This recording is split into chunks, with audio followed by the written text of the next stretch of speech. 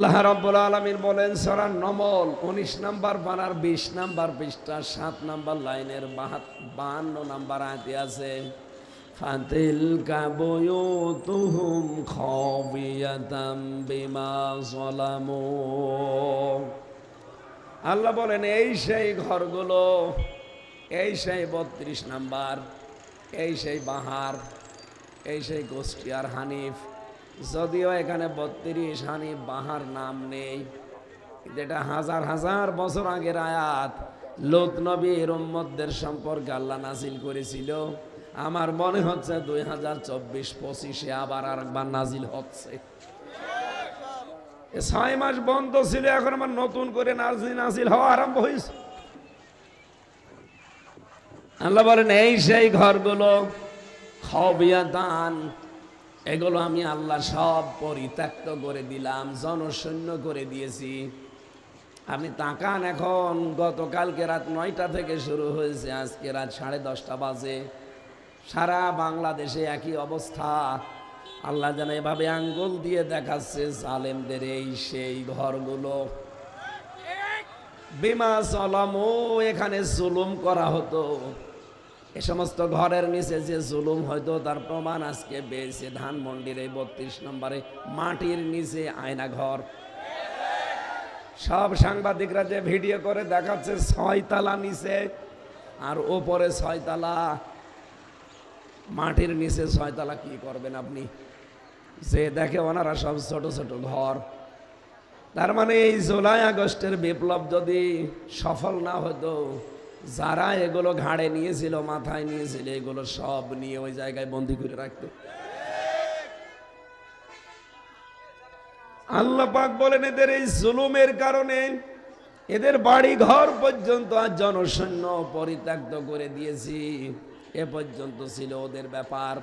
এর পরের অংশটা আল্লাহ আমাদের জন্য দিয়েছেন, এটা আর বলার দরকার নেই। এটা বললে যদি আমার গায়ে আবার চলে আসে, ইন্না ফি যালিকা লায়াতাল লিকাউমিন ইয়ালামুন। যেহেতু মাদ্রাসাটা এখানে আয়াতে ২টা তাকিদ আছে, ইন্না আছে আর লাম আছে। আল্লাহ বলেন অবশ্যই এর ভেতরে শিক্ষা আছে যারা জ্ঞানী সম্প্রদায় তাদের জন্য। সুতরাং আমরা জ্ঞানী যারা, তাদের জন্য এখানে শিক্ষা কি? জালেমদের এত বড় শিকড় যদি আল্লাহ কেটে ফেলতে পারে, আপনি চিন্তা করতে পারেন ওদের শিকড় কত নিচে ছিল। বেশিরভাগ জালেমদের বাড়ির নিচে আপনি আয়না ঘর পাবেন, টর্চার সেল পাবেন। আমার কুষ্টিয়ার হানিফের বাড়ি, ওখান থেকে জুলুমের সবগুলো সাপ্লাই আসতো। কি করে কার জমি দখল হবে, কাকে সকালে মামলা দেওয়া হবে, কাকে মিথ্যা সাক্ষী দেওয়া হবে, সব ওখান থেকে দুর্বিসন্ধি করতো। আর সকালবেলা ওগুলো সব প্র্যাকটিক্যাল কাজ করে বেড়াতো। আল্লাহ বলেন ওই জালেমদের জুলুমের জায়গাগুলো আমি আল্লাহ পরিত্যক্ত করে দিয়েছি। এই জন্য অনেকে এখন আওয়াজ তুলেছে ধানমন্ডির এই জায়গাটা যেহেতু আসল জায়গা, এখান থেকে সারা দেশে জুলুমের সাপ্লাই হতো। আর নতুন করে যেহেতু আয়না ঘরের খোঁজও পাওয়া গেছে, কি হইতো বলেন তো আপনি যদি টিকে থাকতো জালেম? এই জন্য দল মত নির্বিশেষে দেশের সবাই এখন আওয়াজ তুলছে এই বাড়িটা যেন সামনে হয় কোনো মন্দির বানানো হয়। কেউ কেউ বলছে না মসজিদ বানান, অধিকাংশ মানুষ বলে না মন্দির মসজিদ বানানো যাবে না, টয়লেট বানিয়ে দেন। আমার মনে হয় এইটাই দরকার। কারণ আবু জাহেলের বাড়ি যদি টয়লেট হতে পারে সে মরে যাওয়ার পর, তাহলে পৃথিবীর জালেমদের বাড়ি কেন টয়লেট হবে না? আবু জাহেলের বাড়ি ইন্টারন্যাশনাল টয়লেট, আর এটা বানান আপনি জাতীয় টয়লেট। বাংলাদেশের বিভিন্ন মানুষ ওই জাদুঘর দেখতে যাবে, যে দেখবে আয়রে আল্লাহ, এখান থেকে জুলুম হতো, এখান থেকেই মানুষ কিভাবে হত্যা করা হবে সেই পরামর্শ আসতো। তাহলে আমাদের শিক্ষা আয়াত থেকে, ইউনিয়ন থেকে সংসদ পর্যন্ত জালেমদের লোক সব সাজানো ছিল। কথা বলেন না কেন? তাও একেবারে স্তরে স্তরে স্তরে। জালেমদের এত কিছু যদি আল্লাহ সব ধ্বংস করে দিতে পারেন, আগামীতে যারা চেয়ারে বসবেন তারাও যদি জুলুম করেন জনগণের উপরে, আল্লাহর কসম 5 বছর পরে আপনার বাড়িও শ্মশান হয়ে যাবে। এই জন্য সাবধান হব আমরা। যারাই সামনে আসবেন তারা যেন জনগণের সেবক হয়, শাসক না হয়ে। কি কথা বলছেন এখানে? যারা এই স্লোগান দিয়ে কাজ করতে পারবে যে আমরা সামনে আসলে শাসক হব না সেবক হব, তাদেরকে দেওয়া লাগবে। আর যারা এখনই শাসক হওয়ার পায়তারা করছেন সেবক না হয়ে, সেবক হলে কোনো মানুষ চাঁদাবাজি করে? বলেন। জেলখানায় 3টা বছর দেখতাম যারা সেবক, তারা কত সুন্দর ব্যবহার করতো। এসে সেবককে সেবকই, তারা সেবা করে, এই জন্য তাদের নাম সেবক দেওয়া হয়। মহিলা কারাগারে যারা সেবিকা, আর আমাদের পুরুষ কারাগারে এরা সেবক।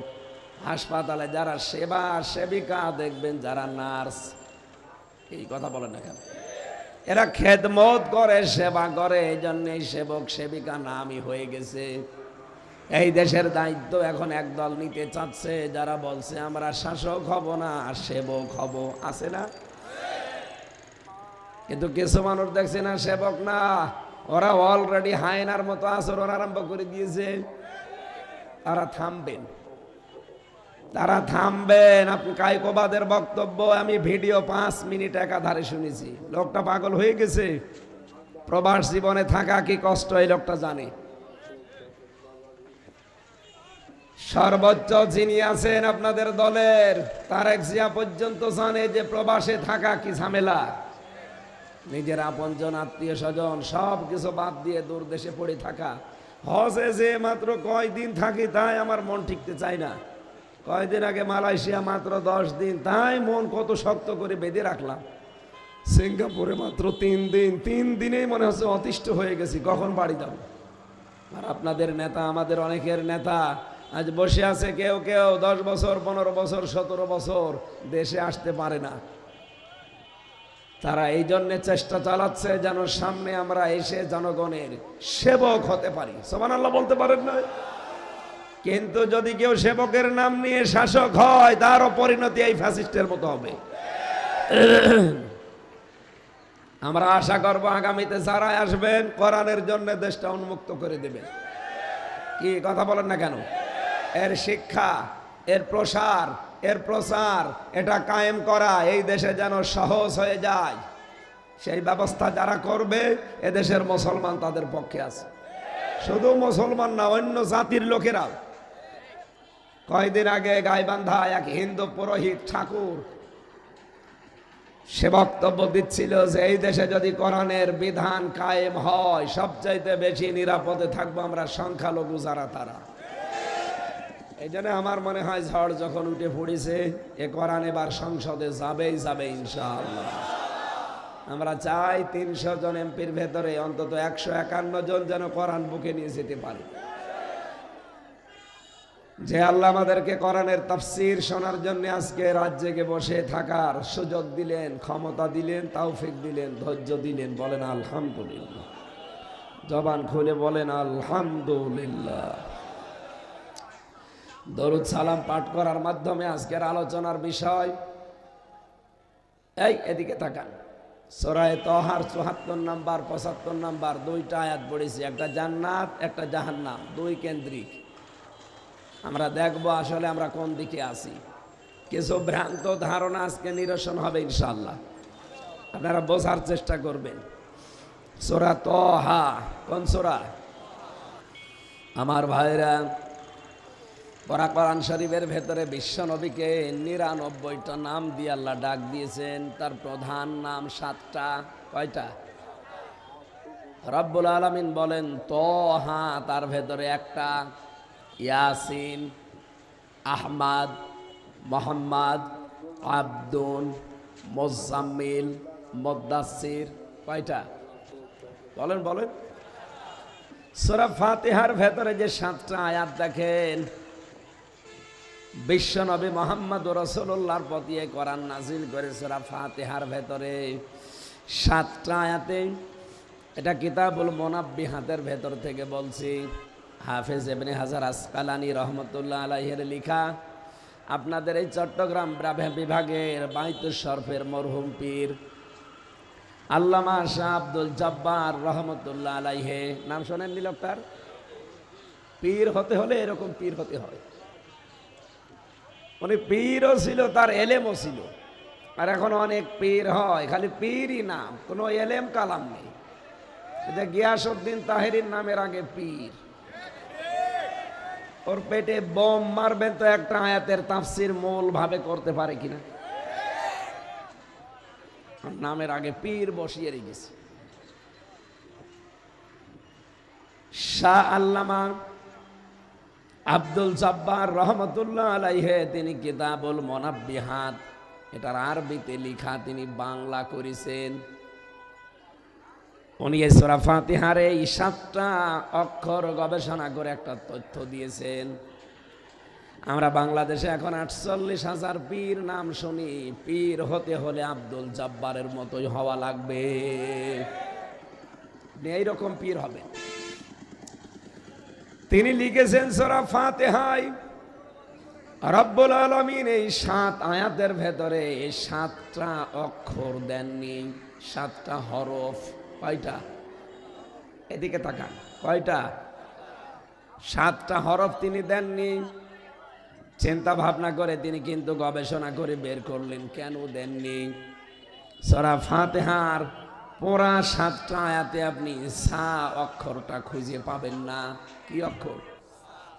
সা অক্ষর আল্লাহ পাক এই সূরার ভেতরে দেননি এই কারণে, কারণ সা দিয়ে যে শব্দটা তৈরি হয় সাবুর, সাবুর মানে ধ্বংস।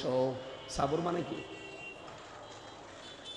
সূরা ফাতিহার এই 7টা আয়াত যদি কেউ দুনিয়াতে আমল করতে পারে, প্র্যাকটিক্যাল লাইফে সেট করতে পারে, আমার আল্লাহ তার জীবনটা ধ্বংস করে দেবেন না। 2 নম্বরে তিনি দিয়েছেন যে এর ভেতরে আপনি জিম খুঁজে পাবেন না। জিম যে অক্ষরটা কেন নেই? কারণ জিম দিয়ে পড়া কোরআনে যেখানেই দেখবেন জাহান্নাম লেখা আছে। জাহান্নাম কয়টা দরজা? 7টা। বলেন বলেন।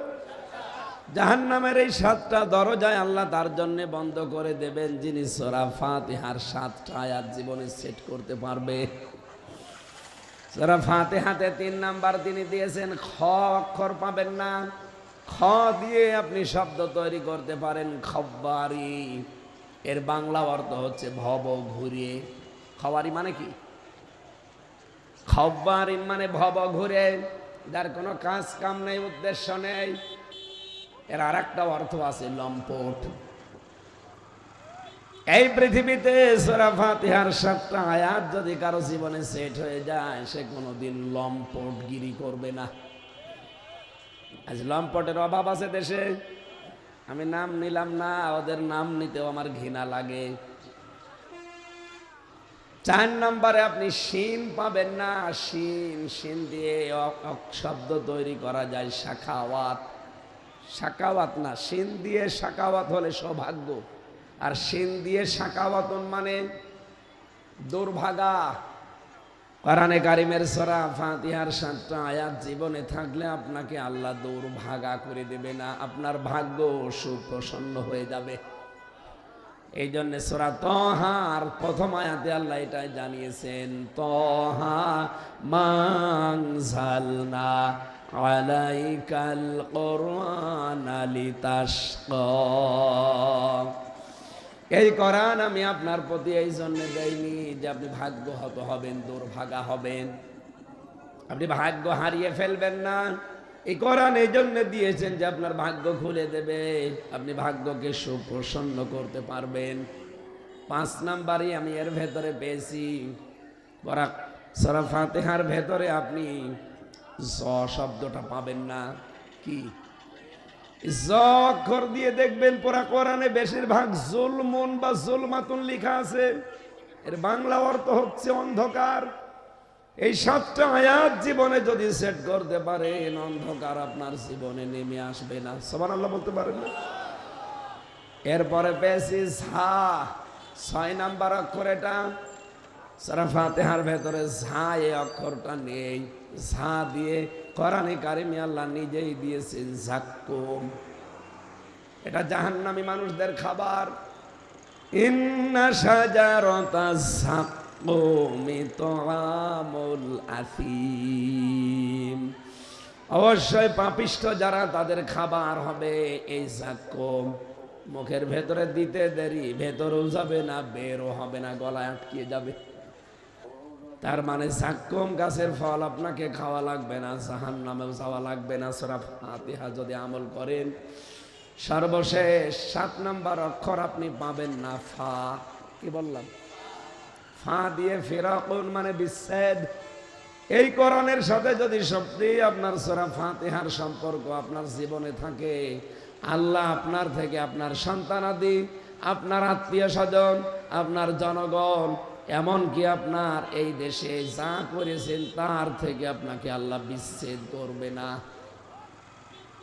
আজ হাসিনাকে আল্লাহ বিচ্ছেদ করে দিয়েছে, তার সন্তানাদি, তার সম্পদাদি, তার দলের লোক, তার দেশের লোক। এই কথা বলছে না কেন? এমন একটা মানুষের সাথে সম্পর্ক করে এখন আছে যার সাথে বিয়ে পোষাও জায়েজ নেই। বিয়ে করা জায়েজ আছে লোকটার সাথে? বিয়ে যদি করতে চাই তাহলে দাদার শেষ বয়স আবার মুসলমানি দেওয়া লাগবে। আর এখন যে বয়স ও দাদার মুসলমানি দেবেন জিনিস খুঁজে পাবেন, আর এই বয়সে আপনি হাজাম পাবেন কোথায়? ও বুড়ো হাজাম ছাড়া কেউ কাটতে পারবে? আর কেউ তো চোখ খুলে কাটা যাবে না, কারণ ও পাকা মোতা। কাটতে গেলে এখন চোখ বন্ধ করে কাটা লাগবে। শেষে দেখা যাচ্ছে আগা কাটতে যে গোড়া কেটে পারবে।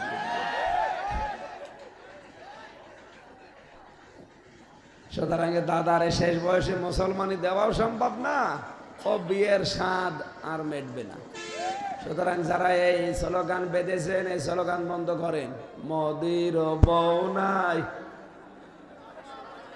এটা আর বলা যাবে না। শেখ হাসিনার জামাই নাই, না এটা বলা যাবে না ভাই, কারণ এর সাথে কিয়ামতের আগে বিয়ে হবে না। এখন বিয়ে হতে হলে শর্ত 2টা, কালেমা পড়া লাগবে, মুসলমানি দেওয়া লাগবে।